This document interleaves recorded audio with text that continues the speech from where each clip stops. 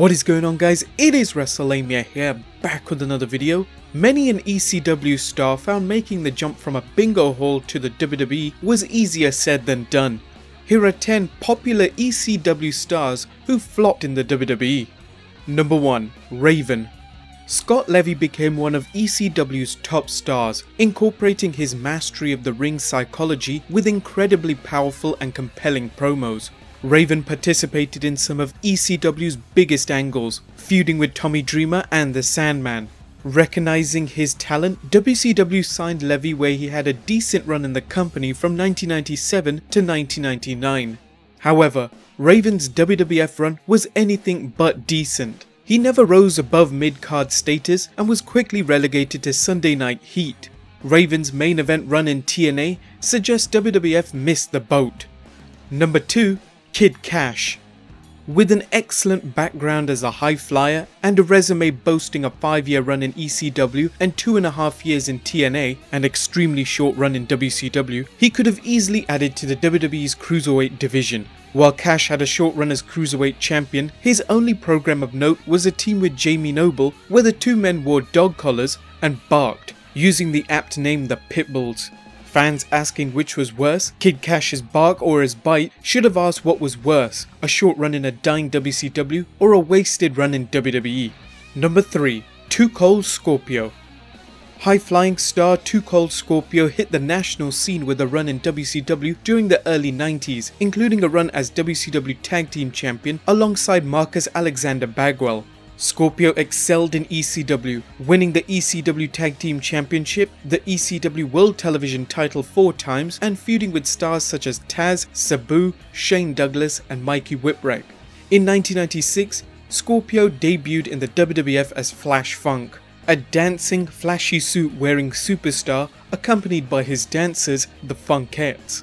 Flash Funk became a flash in the pan, and soon he was working in Al Snow's Job Squad, an indication of his place on the WWF pecking order. Number 4. Shane Douglas. No one epitomizes the WWF's misuse of an ECW star like their treatment of Shane Douglas. When Shane became Dean Douglas in the WWF, ECW fans knew it was game over for the man they hated as the franchise. Reportedly, he got blackballed by the Clique, and after that, the writing was on the wall concerning his run in the WWF. Whether it was his lifeless Dean Douglas character or his 2-minute run with the Intercontinental Championship, Douglas showed everything that could go wrong when an ECW star came to the WWF. Fortunately for Douglas, he was able to return to ECW and salvage his identity as the franchise. Number 5. Just Incredible. No. We're not talking about that nappy mask wearing abomination called Aldo Montoya. That was before his ECW run. In fact, Credible went on to have a tremendous run in ECW as he eventually won the ECW Heavyweight Championship. Once the company folded, however, WWE signed him once again in 2001, but failed to use him properly, if not worse than his run as Aldo Montoya.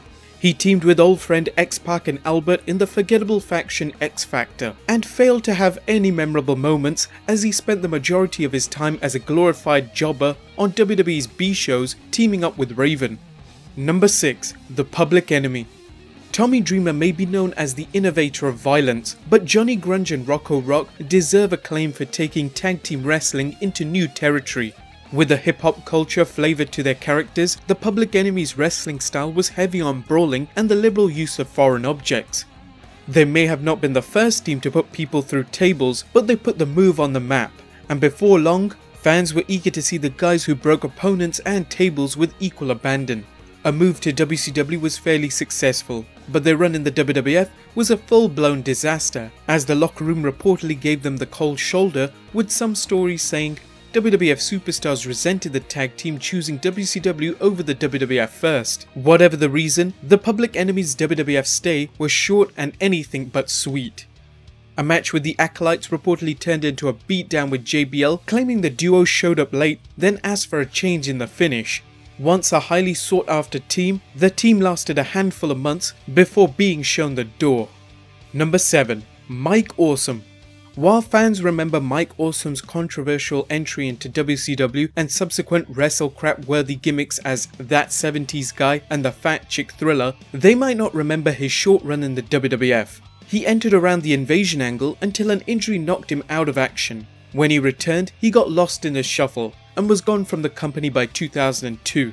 He returned in 2005 for a show-stealing match with Masato Tanaka at the WWE's ECW One Night Stand pay-per-view, showing he had the skills but not the push to get over in the WWE. Number 8. Tazz.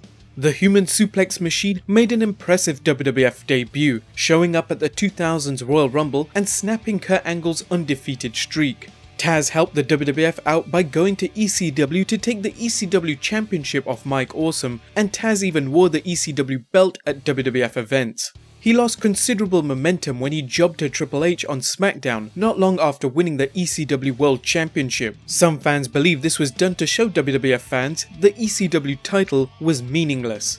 A feud with part-time wrestler Jerry Lawler did little to establish Tazz as a star worthy of the fans' attention. Number 9. Jerry Lynn. A wrestler's wrestler, Jerry Lynn was wrestling's travelling man, working in seemingly every promotion on earth, whether it was the Global Wrestling Federation, Smoky Mountain Wrestling, Michinoku Pro Wrestling, or Lucha Promotion CMLL, he was there. Lynn worked in WCW from 1995 to 1997 as masked man Mr. JL before heading to ECW. A 4-year run in ECW was the highlight of Lynn's career up to this point. He went to the WWF in 2001, but while he enjoyed a reign as light heavyweight champion, he had to take time off for surgery, and when he returned in late 2001, he was released. And number 10. The Sandman. James Fullington's beer-drinking, cigarette-smoking, Singapore cane-wielding ass-kicker took ECW by storm, exemplifying everything different about ECW compared to the WWF and WCW products.